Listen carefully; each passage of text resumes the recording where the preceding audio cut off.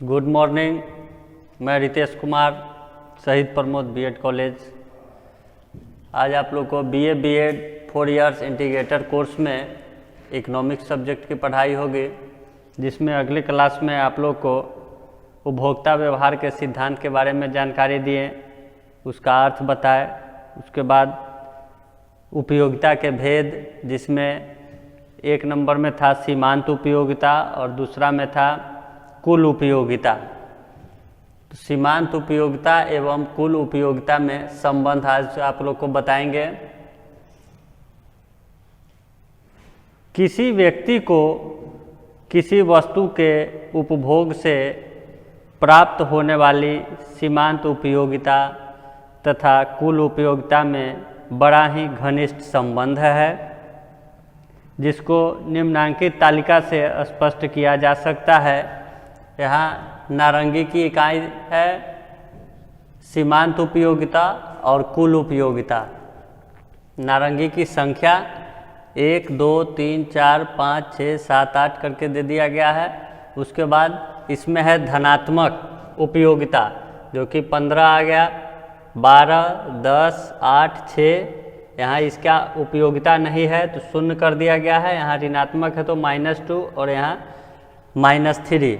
अब यहाँ इसकी कुल उपयोगिता के बारे में जानकारी दिया जाए तो एक नंबर में है 15, तो 15 की उपयोगिता 15 हो गया। उसके बाद फिर दूसरा में है 12, तो 12 में 15 को जोड़ दिया गया है 27। फिर तीसरा में है 10, 10 में फिर 27 में 10 जोड़ दिया गया है 37। फिर यहाँ 8 है तो 8 में 37 + 8 कर दिया गया है 45। फिर लास्ट में है 6, 45 में फिर 6 को जोड़ दिया गया है 51। अब यहाँ उपयोगिता यहाँ कुछ नहीं है, शून्य है। तो 51 जो आया है उसमें से 51 - 0 = 51। फिर यहाँ ऋणात्मक है तो ऋणात्मक में माइनस कर देते हैं, जो कि यहाँ उपयोगिता है -2। तो यहाँ 51 - 2 = 49। फिर यहाँ -3 है, ऋणात्मक उपयोगिता है इसलिए इसको भी माइनस कर दिए हैं। 49 - 3 = 46। उपरोक्त तालिका से स्पष्ट है किसी वस्तु के उपभोग की मात्रा में वृद्धि के साथ साथ सीमांत उपयोगिता प्रारंभ से ही घटने लगती है, किंतु कुल उपयोगिता बढ़ती जाती है।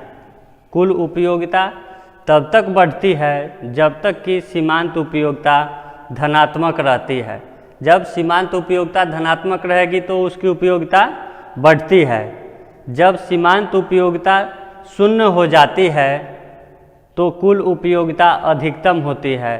इसके बाद भी यदि उपभोग का क्रम जारी रहे तो सीमांत उपयोगिता ऋणात्मक होने लगती है, यानी वस्तु के उपभोग से उपयोगिता के बजाय अनुपयोगिता प्राप्त होने लगती है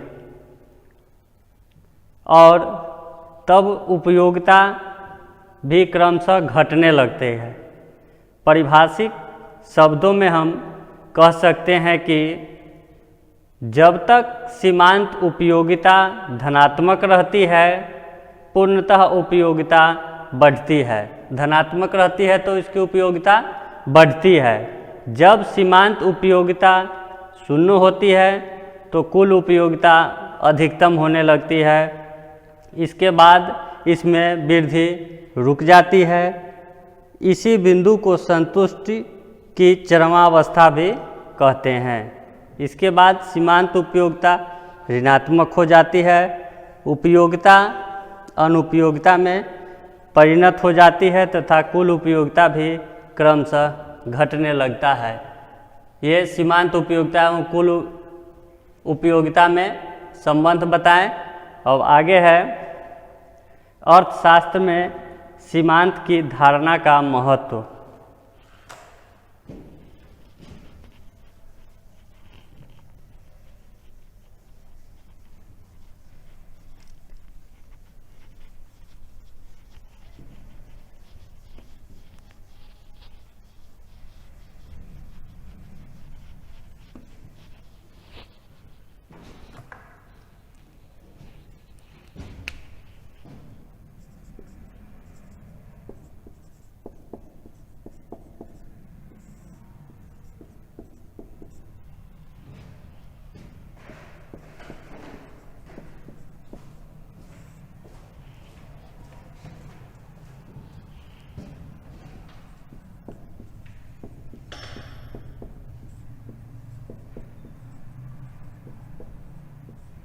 अब आगे टॉपिक है अर्थशास्त्र में सीमांत की धारणा का महत्व।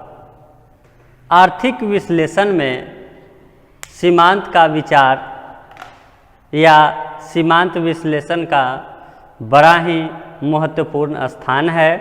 इसका प्रयोग आर्थिक विश्लेषण के सभी क्षेत्रों अर्थात उपभोग, उत्पादन, विनिमय, वितरण तथा राजस्व में किया जाता है। प्रोफेसर जेके मेहता के अनुसार यह कहा जा सकता है कि संपूर्ण आर्थिक विश्लेषण प्रोफेसर जेके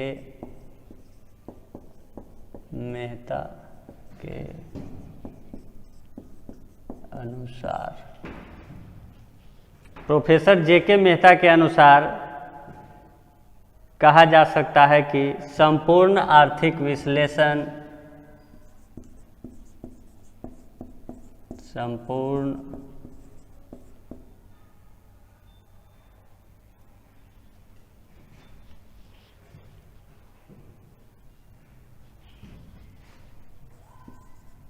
आर्थिक विश्लेषण सीमांत उपयोगिता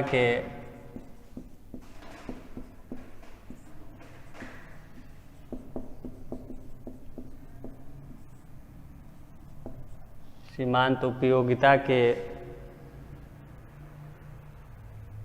विचार पर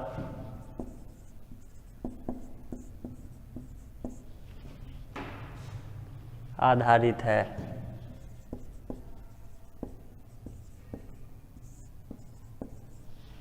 प्रोफेसर जेके मेहता के अनुसार यह कहा जा सकता है कि संपूर्ण आर्थिक विश्लेषण सीमांत उपयोगिता के विचार पर आधारित है, जिसमें सीमांत की धारणा का महत्व निम्नांकित विवरण से भी स्पष्ट किया जा सकता है। इसमें है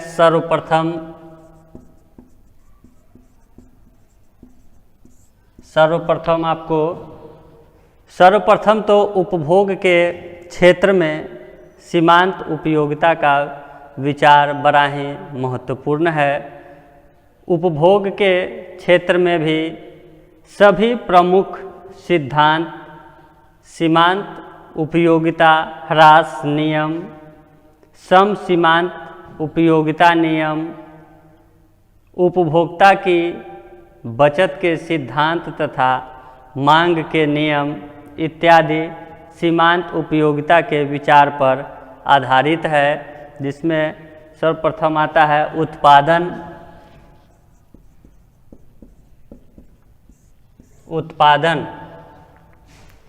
उत्पादन के क्षेत्र में भी प्रत्येक उत्पादक का प्रधान उद्देश्य अधिकतम मुनाफा प्राप्त करना होता है। उत्पादन के क्षेत्र में प्रत्येक उत्पादक का प्रधान उद्देश्य अधिकतम मुनाफा प्राप्त करना होता है। इस उद्देश्य से वह उत्पादन के विभिन्न साधनों जैसे भूमि, पूंजी, श्रम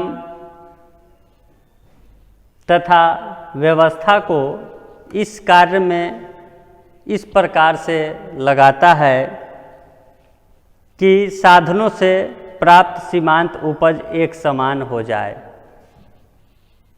उत्पादन को एक बार फिर से रिपीट कर देते हैं। उत्पादन के क्षेत्र में भी प्रत्येक उत्पादक का प्रधान उद्देश्य अधिकतम मुनाफा प्राप्त करना रहता है।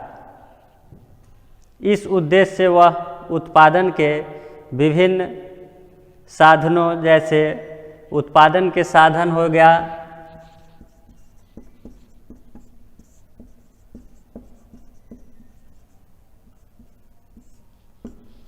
उत्पादन के साधन है भूमि, पूंजी,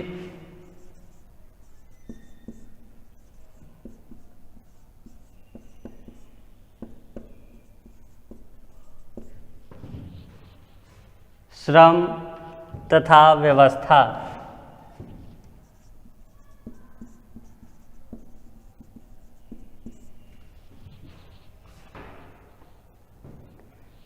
ये हो गया उत्पादन के साधन है भूमि, पूंजी, श्रम तथा व्यवस्था। ये 4 उत्पादन के साधन हैं।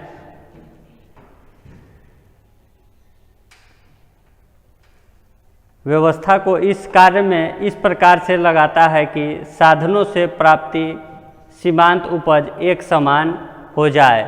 अब आगे है विनिमय।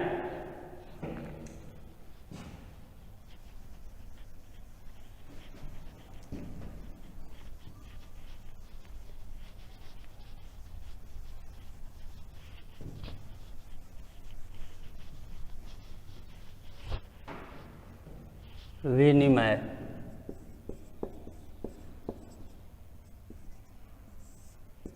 विनिमय यानी मूल्य निर्धारण के क्षेत्र में भी सीमांत का विचार अत्यधिक महत्वपूर्ण है। कोई व्यक्ति किसी वस्तु के लिए कितना मूल्य दे, यह साधारणतया उस वस्तु की सीमांत उपयोगिता पर निर्धारित या निर्भर करता है। दूसरे शब्दों में, वस्तु की कीमत में उसकी सीमांत उपयोगिता के बराबर होने की प्रवृत्ति पाई जाती है। उपभोक्ता किसी वस्तु को खरीदने समय सीमांत उपयोगिता से अधिक मूल्य नहीं देता। दूसरे शब्दों में इसे कहा जा सकता है, सीमांत उपयोगिता ही खरीद की सीमा का निर्धारण करती है। प्रोफेसर मार्शल बताते हैं, सीमांत बिंदु वह है जहां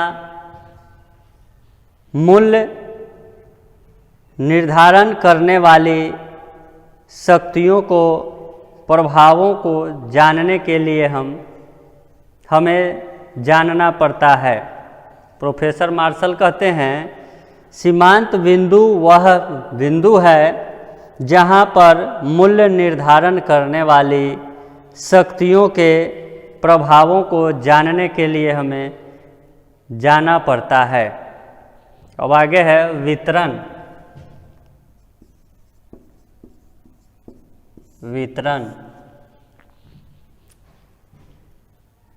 वितरण के क्षेत्र में यानी साधनों को, पुरस्कार को निर्धारित करने में भी सीमांत का महत्व बहुत अधिक है। उत्पादन के प्रत्येक साधन का पुरस्कार उसकी सीमांत उत्पादकता के बराबर होता है। यह वितरण के अंतर्गत आ जाता है। वितरण के क्षेत्र में यानी साधनों के पुरस्कार को निर्धारित करने में भी सीमांत का महत्व बहुत अधिक है।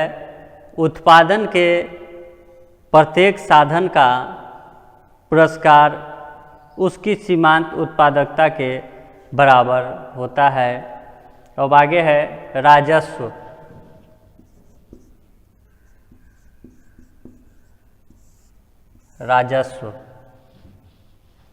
राजस्व के क्षेत्र में भी सीमांत का विचार अत्यंत महत्वपूर्ण है। राजस्व की प्रत्येक क्रिया का उद्देश्य अधिकतम सामाजिक कल्याण की प्राप्ति होती है। राजस्व का क्या उद्देश्य होता है? राजस्व की प्रत्येक क्रिया का उद्देश्य अधिकतम सामाजिक कल्याण की प्राप्ति होती है।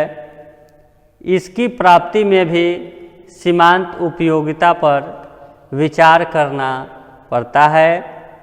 कर लगाने तथा राजकीय व्यय करने दोनों में विभिन्न व्यक्तियों तथा वर्गों के सीमांत त्याग तथा उपयोगिता पर ध्यान देना पड़ता है। ये सब अर्थशास्त्र की सीमांत की धारणा का महत्व के अंतर्गत आया है, जिसमें सर्वप्रथम आपको बताए हैं उत्पादन, दूसरा में है विनिमय, तीसरा में बताएं वितरण और आगे लास्ट है राजस्व। ये सब उत्पादन के सीमांत की धारणा का महत्व के अंतर्गत आ गया है। आगे है सीमांत विश्लेषण की मान्यताएं। सीमांत विश्लेषण की मान्यताएं।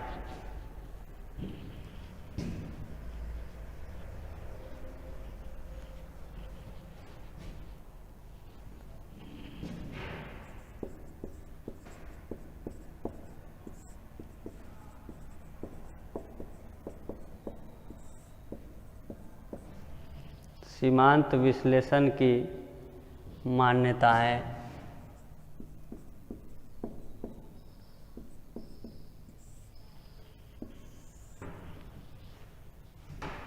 सीमांत विश्लेषण की मान्यताएं। सीमांत विश्लेषण निम्नांकित मान्यताओं पर आधारित है, जिसमें एक नंबर में है मूल्य में थोड़े परिवर्तन। मूल्य में थोड़े परिवर्तन से भी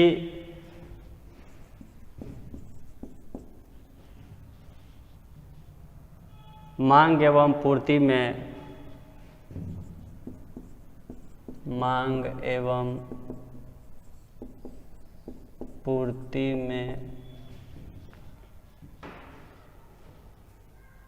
परिवर्तन होता है।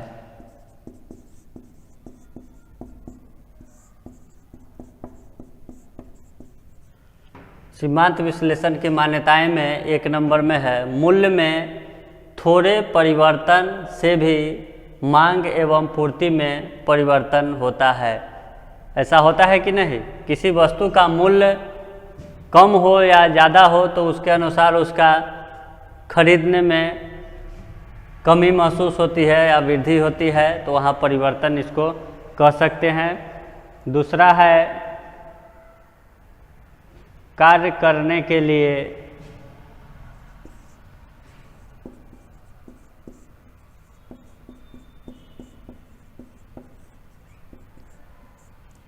करने के लिए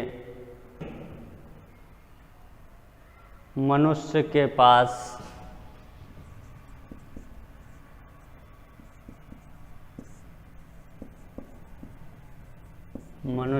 पास एक निश्चित आय होती है।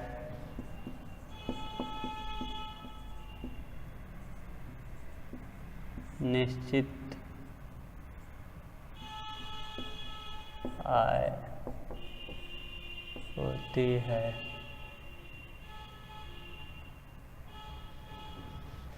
कार्य करने के लिए मनुष्य के पास एक निश्चित आय होती है। तीसरा में है बाजार में बहुत से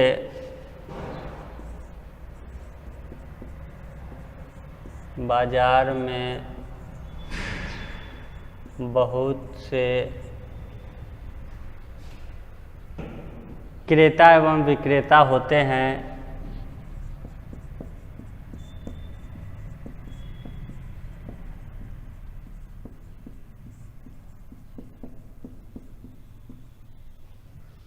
क्रेता एवं विक्रेता होते हैं और विचाराधीन व्यक्ति उनमें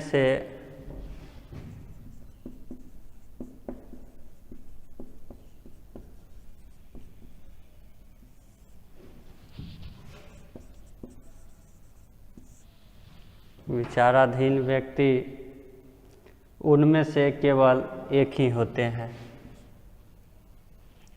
विचाराधीन व्यक्ति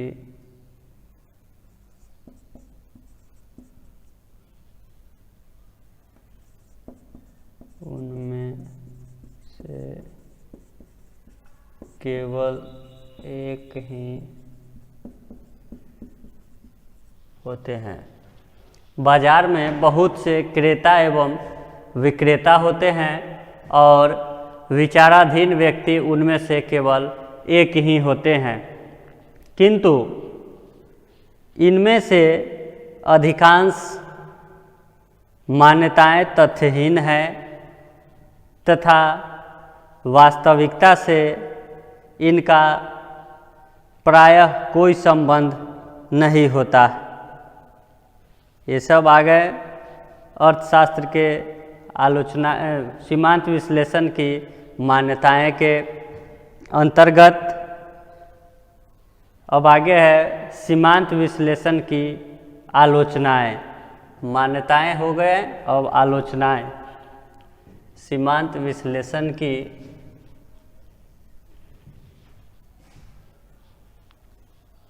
आलोचनाएं।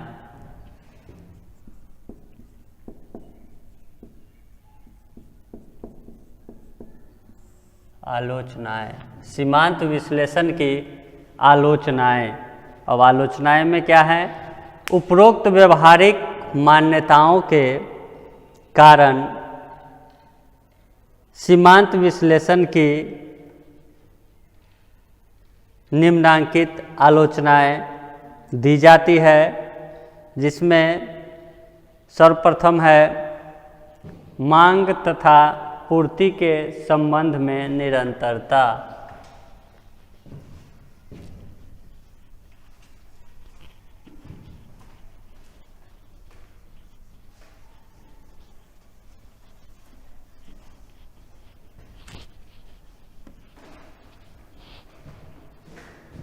मांग तथा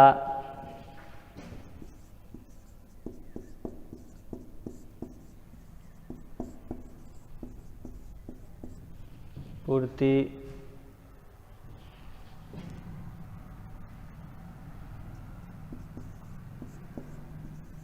के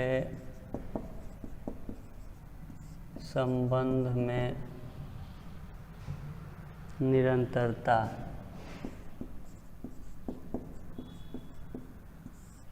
एक नंबर में है आलोचनाएं में मांग तथा पूर्ति के संबंध में निरंतरता।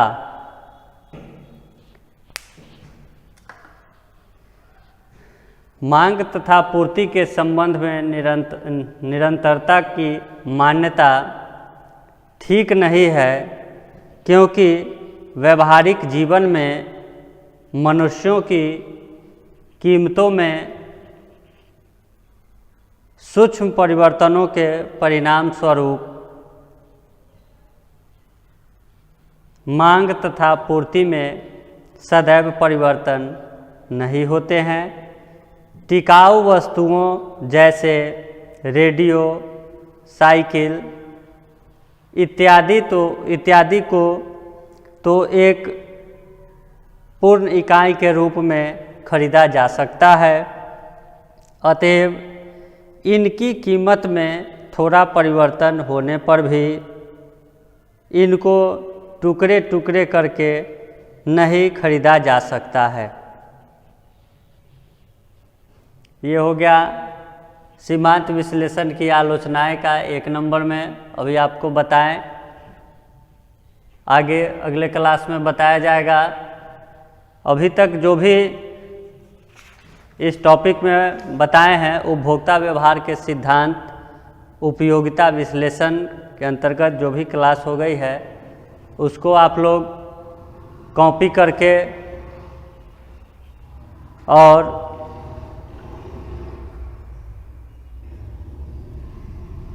असाइनमेंट के रूप में उसको अपने पास बना करके रख लीजिएगा। और जो भी ये क्लास करने में आप लोग को परेशानी होती है वह कमेंट के माध्यम से बताइएगा, फिर उसका आंसर आप लोग को मिलेगा।